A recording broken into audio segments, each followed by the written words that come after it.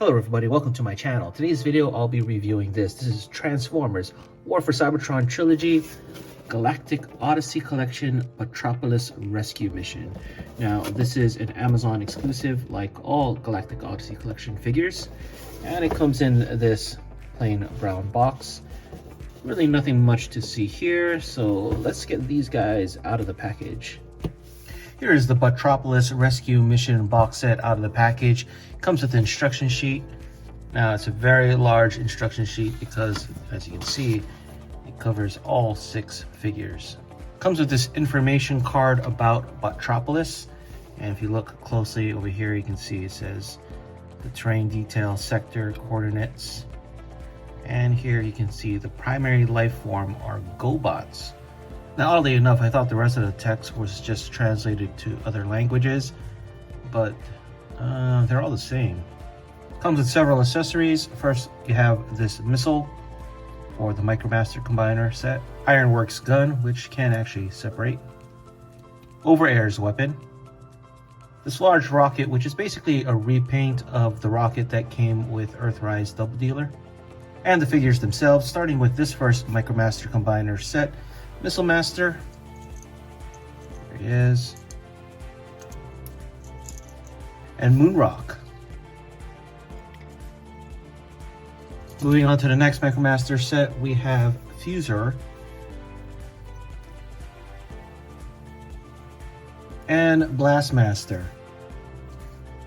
Now, Blastmaster is very top heavy, so he tends to topple over when I put him down. That's why he's kind of leaning forward. And on to the larger figures. First we have Ironworks. So this is basically a repaint of Ironworks. Not a new character, but Ironworks repainted in colors that closely match Skylink's. I actually like the color scheme a lot. I think it works very well for him. And of course his weapon that can attach to his arm here. I like the markings on him, very nice detail that's been stamped on. Now this won't be a full review because I've already reviewed these figures. These are all repaints. I'll put a link to the reviews I did of these molds in the description below and in the card above. And last but not least, we have Overair. Now in Generation 1, Airwave was released as a Decepticon Micromaster set in the US, but in Japan, they released him as an Autobot named Overair. So it's kind of cool that we're getting both characters in the War for Cybertron Trilogy series. Very nice looking color scheme. I like the dark grays, blues, and gold. I think it goes well. You also have this nice stampings on the ramps. But we'll go over that in more detail when we compare this with Airwave. Put his weapon on his arm. Now the instructions doesn't show any uses for the rocket in robot mode, but what I personally like to do is just separate the two. Put this on the shoulder of Overair, and this on the arm of Ironworks. I think they look pretty cool like this. I do know the rocket does extend to the back a lot on Overair, but it gives the rocket some use in robot mode. And here's all the figures together. Interesting enough, the figures on the left are all new characters for the War for Cybertron series, but the figures on the right are all repaints. Let's take a closer look at the Micromasters first. Here we have the Astro Squad. Let's take a look at Fuser first. Here's Fuser side by side with the original. As you can see, there's more paint apps on the toes here, and the head is painted black. I think I would have preferred it red, but I see where they were going, as down here on the arm, the black is red. And from the side, you can see there's a little bit more paint apps on the arms with the black there. You can see on the shuttle window, it is painted yellow instead of blue. I can see the different tone of white on the repaint. It's a little bit more of an off-white than the original.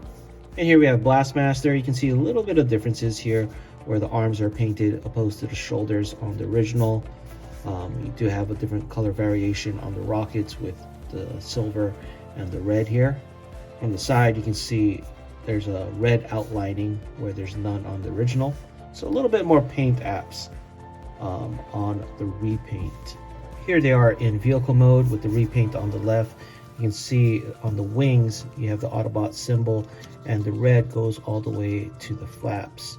Another thing you notice is they don't have the NASA logo. Maybe they were only licensed to do it on this figure and not this one. Another difference you can see is the fin here is painted completely red. A little bit more paint apps, but mostly different areas. I kind of like the blue for the window here opposed to the yellow. It seems with the off-white, the yellow is not as defined.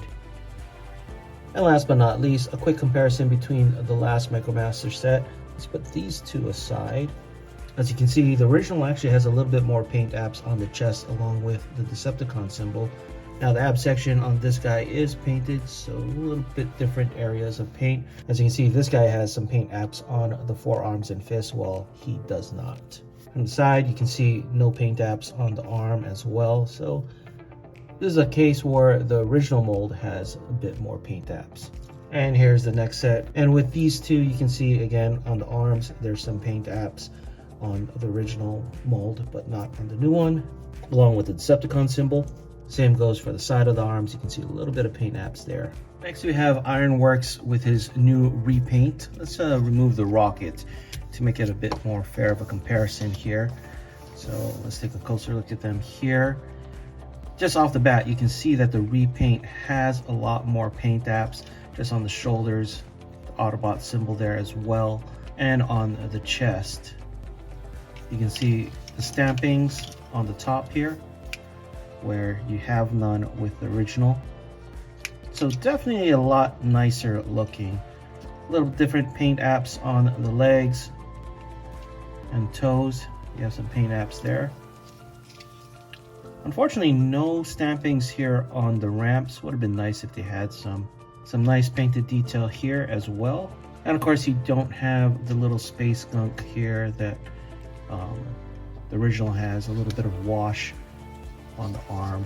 I like the fact that on the head, the visor is painted differently, unlike the original. Makes the eyes at least stick out more. And on the hand, you can see they painted it white instead of just leaving it blue. This repaint seems like a lot more care was put into it than the original. Here is Overair next to Airwave. Now I know Overair is its own character, but I thought it'd be cool to compare the two side by side. So let's remove the rocket here. Take a closer look at them. Now you can see Overair has a painted weapon opposed to Airwave is all in its molded color. The color scheme I think works well with him. I like it a lot. Now Airwave has the yellowish arms, but it looks like with Overair they decided to keep it more of the same color with the rest of the body. On the side you can see the Autobot symbol with the different stampings on the lower part of the arm. Now on the legs you can see he has more paint apps on him, which is a really nice touch. Also you can see the toes are painted. Kind of helps break up all that gray. Now on the inner leg you can definitely see a lot more paint apps with this hazard stripes here. Now in the back you can see some paint apps here, which eventually becomes windows in his alternate mode. We don't get that on Airwave. Other than that, that's pretty much it in robot mode. A little bit more paint apps than Airwave, but not as much paint apps that Ironworks got in comparison to his original self. And here we have them in base mode, connected to Earthrise Skylinks in his base mode in the back there. Very cool looking on how they all match in color scheme. Here we have the mini shuttle connected to the rocket, connected to Overair in his base mode, along with the fire truck slash missile truck. But yeah, look at that detail on the ramps and the detail on Ironworks. Really makes him pop out as well. Okay, let's get these guys back into robot mode for my final thoughts. So my final thoughts on the Galactic Odyssey Botropolis set. Overall, very pleased with all the figures in this set, but as many of you know, I'm pretty biased to all things Micromaster, so that does heavily influence my thoughts on it. I do like the extra paint apps and stampings on both of the larger figures. I think it makes it look really nice, especially the extra stampings on both figures, like the runway part on Overair and this main body for Ironworks. Really nothing much to complain with this set for me. Anyway, that is it for this video. Let me know what you guys think in the comments below, and thanks for watching. If you enjoyed this video, please give it a like and subscribe. Follow us on social media and check out our Discord. Links in the description below.